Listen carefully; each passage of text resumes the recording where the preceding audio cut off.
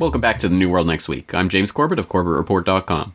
And I'm James Evan Pilato of MediaMonarchy.com. Listen to your heart, not to private phone calls. But first, there will be no recovery. James, I'm going to run down a few different headlines showing just what's going on in the economy, what check is in the mail, and who's getting pink slips. And then I'll throw it to you after we blast through these different headlines. So the first I'll take from MSN. Large pension fund files plan to cut retiree benefits under new law. Nearly 300,000 former truckers and their families would suffer significant losses under a proposal that uses a controversial new law to cut once sacrosanct pension benefits. The huge Central States Pension Fund, which administers retirement benefits to some former and current Teamster truckers, said the reductions are the only way to save the plan from insolvency. Headline number 2 from Bloomberg. It's deadline time at Morgan Stanley to keep your right to sue.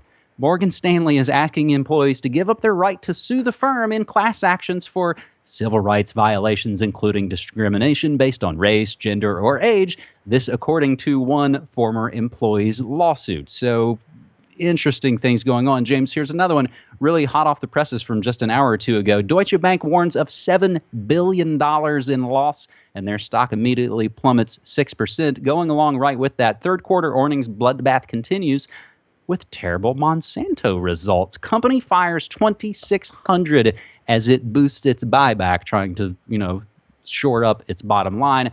But a really interesting note, and workers are biting back, and these were stunning photos. Air France executives have clothes ripped off by angry workers facing layoffs. And we got the link to libertynews.com. Clearly the news that some 300 cockpit crew, 900 flight attendants, and 1,700 ground crew would shortly be unemployed did not fall on welcoming ears. James, I think all these bits together tell a pretty sad tale. So what do you see coming next? Well, I think it's important to understand that this is all part and parcel of what I think is really the second or even the third wave of the economic collapse of 2008, which is still occurring in stages. And it's been papered over by the flood of liquidity from the quantitative easing. But now that there's quantitative tightening going on in all of the emerging market economies and all around the world, where the dollars are now flooding back towards the U.S. empire, the dollar is gaining strength, but that's not actually a good thing for the health of the global economy.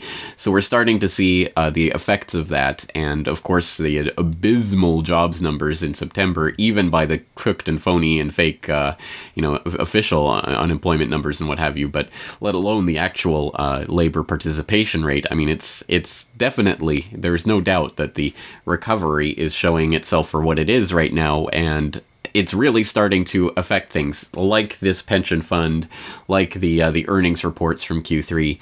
I think we're starting to see really a huge shift in the sort of, heroin fix economy that we've been living in the last several years that has been keeping people dazed and confused. Now, I think the Air France story is illuminating because I think that represents what is coming along next in the next stage of the crisis. And it's interesting, no matter where you go on the web to read about that story, the comments are invariably something about, oh, the French are getting soft. They used to chop off people's heads, but now they're just ripping off their clothes or what have you.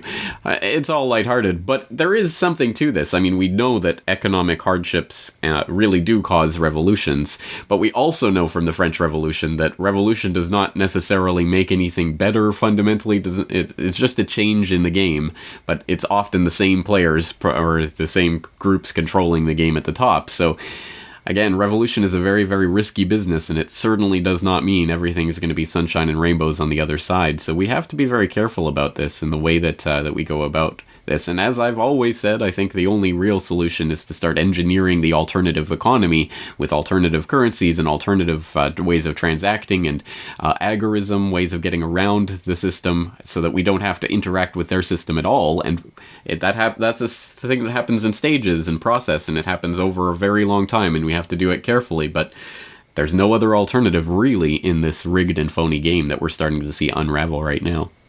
James, a couple of other economic notes. I've been following the American Apparel bankruptcy story, which I think is really interesting on a number of levels. The Los Angeles Times, which in some ways has a stake in this because they're based in Southern California, they've got a pretty good article that kind of breaks down what's going on. They filed for bankruptcy Monday, but they've been in trouble for the over the course of many years. American Apparel hangs on to its Made in USA ideal by a thread. And the article, while telling you pretty much the ups and downs of it, has a bunch of financial guys basically saying, stupid Made in America model. They're never going to make it with that.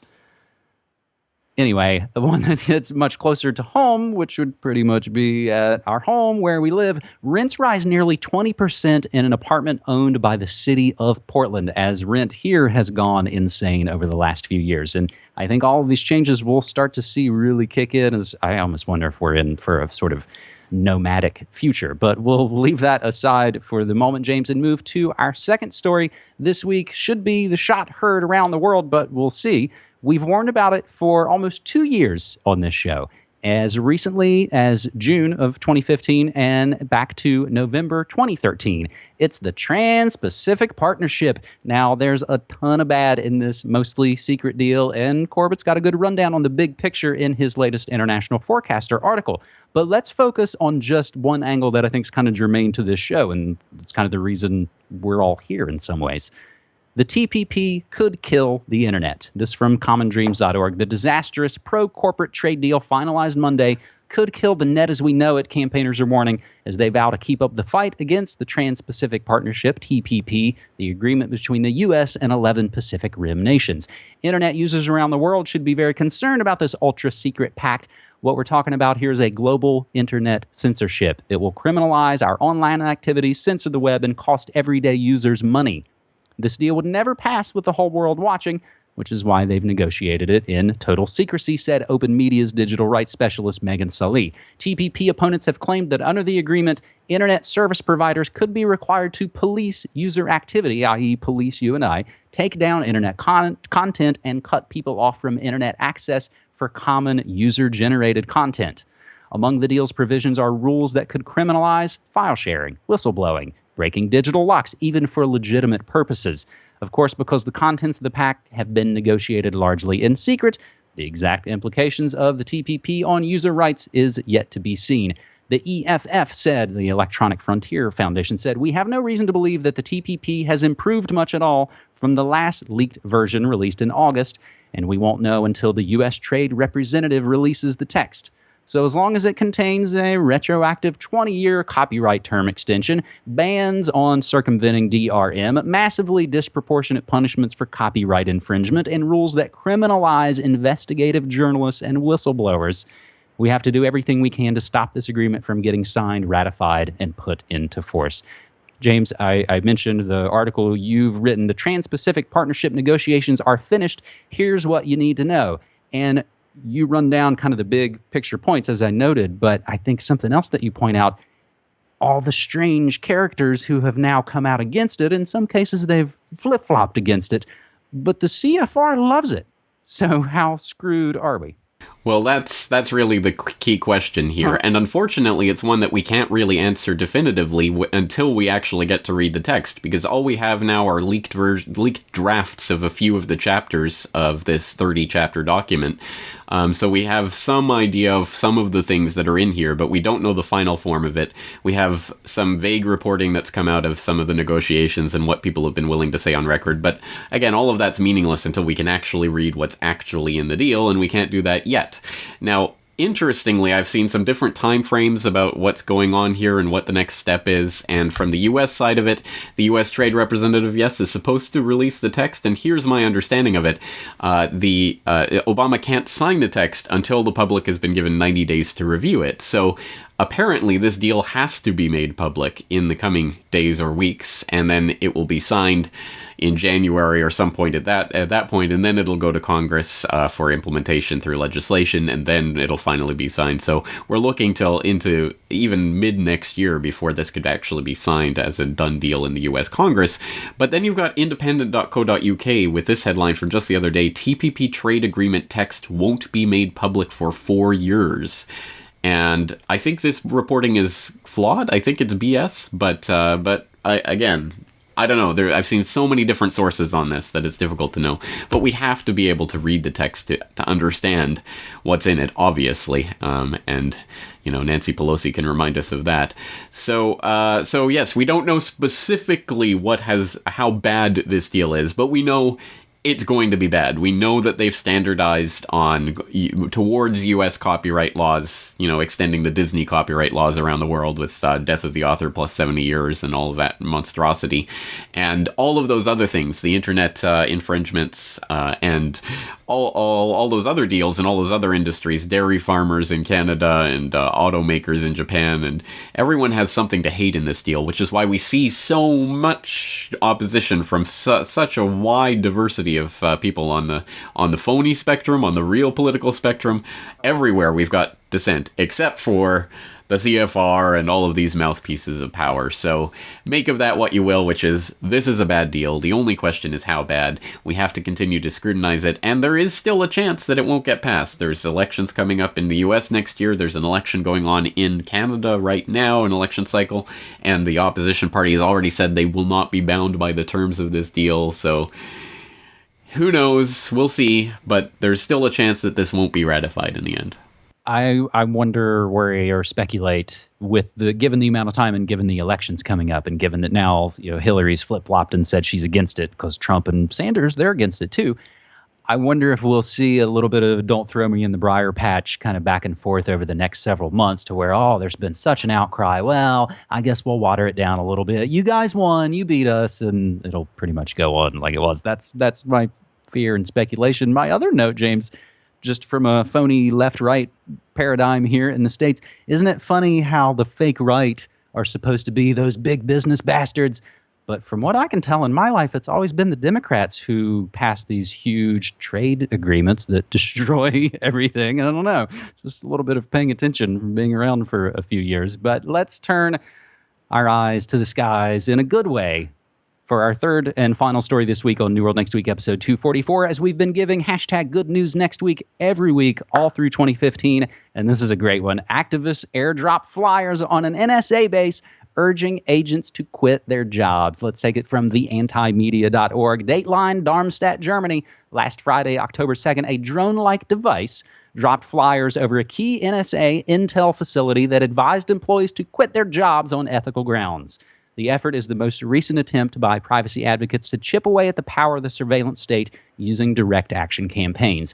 Ping, a tactical media and activist group, and also Kraftwerk Lyric, used a remote-controlled plane to drop flyers over a U.S. military base in Germany that serves as the NSA's European hub of signals intelligence, known as the Dagger Complex. The flyers were designed by Intel Exit, the specific campaign Ping launched to encourage security agency employees to quit their jobs. A video posted to YouTube shows footage from the remote-controlled plane intercut with panoramic shots of it flying overhead. If the group's past efforts are any indication, the flyers likely appeal to security agency employees' sense of morality. Last week, Ping and Intel Exit launched a billboard advertising campaign near the NSA's Fort Meade headquarters in Maryland, the GCHQ, Government Communication Headquarters, the UK's spy agency facility, and the Dagger Complex in Darmstadt, Germany. Outside the Dagger Complex, James, a billboard reads, "Listen to your heart, not to private phone calls." Outside the GCHQ headquarters in Cheltenham, an ad quips that the intelligence community needs a backdoor, and one sign attached to a van that circled Fort Meade last week read, "Hoped to serve your people? Ended up spying on them? Exit intelligence." Friday's airdropped flyers constitute another tactic of Ping and Intel Exit's campaign to reach employees who may have serious reservations about their careers. Quote, "We know for a fact that there are many, many people working there who are conflicted, anxious, and ultimately completely against what these agencies are doing," end quote, said Ariel Fisher, a pseudonymous spokesperson for Intel Exit. They've also got info in there from folks like Thomas Drake. And James, I know you've reported about folks like Thomas Drake and all the other whistleblowers that have been telling us about the spying for decades, James. Yes, and then of course the mainstream media only hypes the snow job to try to distract us from all of that. Well, I like the idea of this. I mean, I think the drone drop is more of kind of a photo op for this group rather than something that's probably going to yield any results. But the idea of this, I think, is the right idea, because at least at this point, so far at this point, it's not robots that are manning these spying systems, completely. There is still the human element to it, and the human element does have that moral side that can be appealed to, and I think it's important to do so, whether we talk about the NSA or the out-of-control U.S. military or whatever it is. There are still humans in positions that can actually affect things, and they can be appealed to for their humanity. So I like the idea of this, and I think it should be something that we can take and run with in a lot of different ways from a lot of different perspectives. This is just one, I think, particularly visually interesting one, so I hope people will check out the video.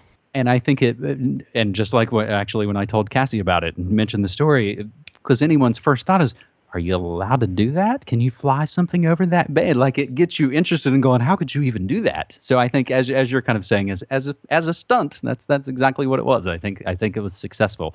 There's a ton of other great hashtag good news next week stories this week, and I'll mention just a few for you. BP to pay nearly $21 billion to settle the world's largest oil spill. Europe's top court strikes down safe harbor data transfer agreement with the U.S., and this is one I missed from Good News Next Week last week, but I love this one. A van in New Mexico picks up panhandlers and pays them $9 an hour for work that needs to be done. Another one I really enjoy, James. West Point and Harvard debate teams lose to the New York prison inmates debate team. U.S. troops may file lawsuit against the Syrian war. Almost 6,000 federal drug war inmates to be released. And one Good News Next Week update to one of our main stories from last week. Free speech 1, authoritarian cultural Marxist 0. UN Broadband Commission pulls the cyber violence report. That, of course, in reference to the You Suck, You're a Liar report that we covered last week. And one last Good News Next Week note, James. I'm excited to announce a spin-off series. I'm going to turn Good News Next Week into its own regular series starting in 2016. At the latest, I would say. And of course, there's always the classic hashtag New World Next Week for all the other major stories we're all following, blowing up hospitals, watching out for World War III. But I'll only mention one, but I think it's a really good one, James, that illustrates, I think, what we try and do here as we wrap up this episode 244. A good year after the alternative media covered this and other kind of similar stories, the mainstream media is finally asking the musical question, how did ISIS get so many Toyotas? And that is an interesting one, and that should be another question. When you hear that headline, you should go, hey, yeah, how did they get all those Toyotas? And with that, James, I'll close on a deprogramming note. No New World Next Week as I'll be traveling, but we should return the following week with episode 245. All right, and let me just throw in an adjunct to that final New World Next Week update. I'll just mention at Brock West's tweet about the U.S.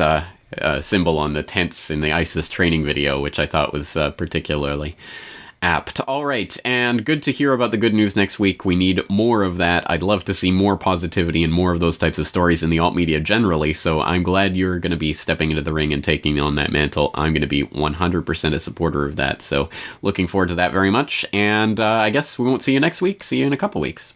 That'll do it. Thanks, buddy. Take care.